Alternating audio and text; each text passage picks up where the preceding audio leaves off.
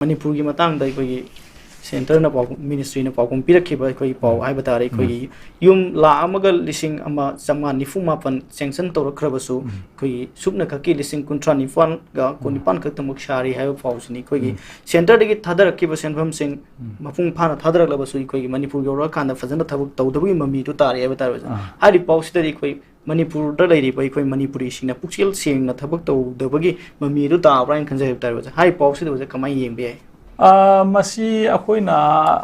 account and budget ko masi akoi na yam expert chunate but general conscience te hai wakanda manipur da lari ba any scheme jing ko special category the state jing man 10% am the state na sha tawe ko any scheme am thadara ko NEC gi oro NLCPR gi oro any live PMGSY gi oro what you center sponsor scheme jing cha 10% am the state na biya tawe adu state ki biya tawri ba paisa do sanction tawdragadi high potusu release over yaro adu state na be adigi then on the other hand live pashasing ado state ki ways and means na magi state ki leriba atopa haidi hujiki du na tawdasu yaba adu paisadi leitaba tawdadi yadaba ko for example adu mayamda moina matam matang gi na divert toroga sina busu leyaba asi MG Narega gi hairo adi PMGSY gi hairo NLCPR gi hairo central fund thadopang ngamdre haija atai gi nateba hairiba funding ado atopa area amada divert toroga sina thoki bagi ne bako aiji for example national calamities ki adagi di khudak tapi da baya da haitare ko mayam ma fabricated house aba ana sugum problem mayam sing adi khulai tangai phana lei da baya da ba immediate keno mayam sing da matam gi oina live paisa sing ase madi account state ki account le bani na state ki finance na madu gi potu madu mai matam khar di ma sina ni mong na sina ba ngamme ko divert tok adugu mayam da sizina badagi madu recover tawna ba lei hodadana haidi state ki resource le tamni mi piga mi ani piro di yaro idana ko ar recover tawna ba le hogdadana adegi amata hogdadana haiba posing ado madu pangthokpa ngamam da ba yai haina khali khara positive oba miyengda aduga paisa du at random da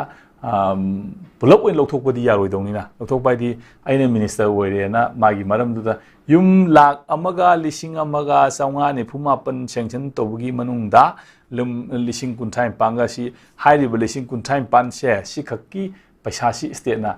ngasai puthokpa ngamam ba yai ko for example 10% mai yauri ba component do state component aduna oiram ba yai or arlem hori ba khara duna hairi ba pot myam sing si sinaram ba yai karigumba hairi ba potu karigumba ngamdre na khalagadi mona center dagi ahen ba khoi smaina si nagre si tawre si pisa se mon thabi ro ko pir mo state ke ba mai pena rule myam le ngone bu ko adu myam sing du tawbra tawdabra adu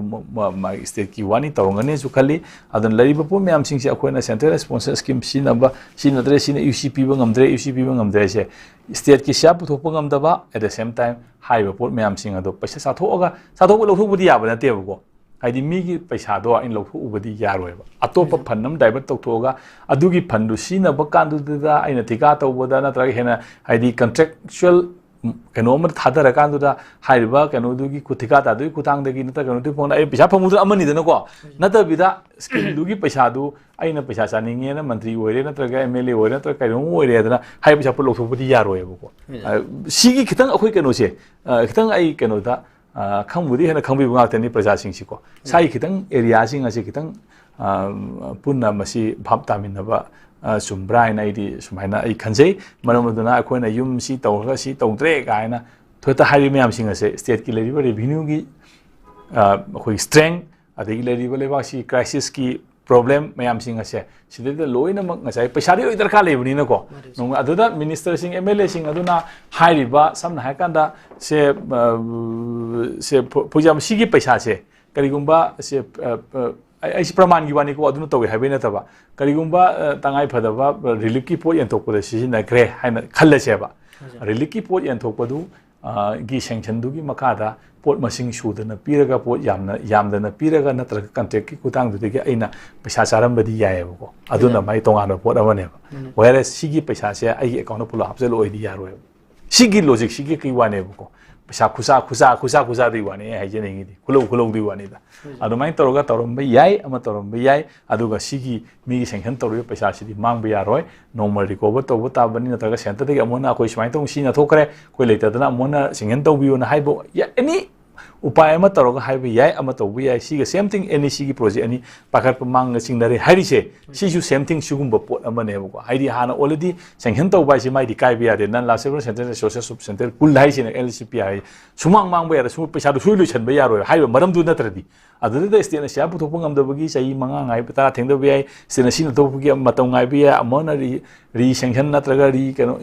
makhan mayam le khre ko adu no wa ama ne bu ko aduna haiba pot mayam sing ase haiba thabak tu de na tare sin da ya da magi specific program ngak ne bu ko aduna tawi mayam sing ase lengak na madu ngak ngak ki matam gi mai ta ka le matam du gi sin na bagi wani sin yo sing aduna heta haiba account da gi ai gi account da si minister oire na traga minister oire na adu pisa du sumai la ayum yang khai gi am di na traga sama gi am na sem gi da sango adagi di nifu ga mana kano da sango ai na sangba ya ba na te bu ko adu gi potu gi wani da tham jan ngi si yam nungai se usa lusi lek pada laksani ngi koi ki Susanpur te paimuk lambi hoju su faunantri miyam gi tangai fada ba sang polam sing airlift tau khre hai ba pau sin usa ko su lambi chat pa ya da ba da gi koi ki nong mi sang de ya da polam sing koi airlift tau na pusin magi thabak tau ri ha ba da usa ari pau si de koi paikali thabak si de kamai yembe roi ba tam yam nungai ta mo ju human being ni keno natra lambi jathok pa ya da na fauna da fauna ba ya da na sa ba thok pang da ba se aina sai da le raga madu gi keno du uba musange ko human being ni saba darka lai tum hida lang tak darka lai no magi tangai padaba state amale ri bani na madu gi potu tangai padana minimum kano bodi support pi bata ba lami pangda dina ta madu state ki tawum tok woni madu da mi ba mo na wa budu nungai ta budu khoi sudum phawi saru ya ba phawi adu madu da lari ba potu yam thuna hangdo kan da chalala kan da free pro lai bai sina loina phaidana ko maso adu yana na thu no hona ningi ya lip toroga sum lai ba yaroi id ma temporary arrangement ni id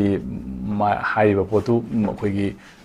chai ju pa natraga na adum hol ya lai ne hai ba yaroi madu gi potu matam thuna yam thuna phangdok pa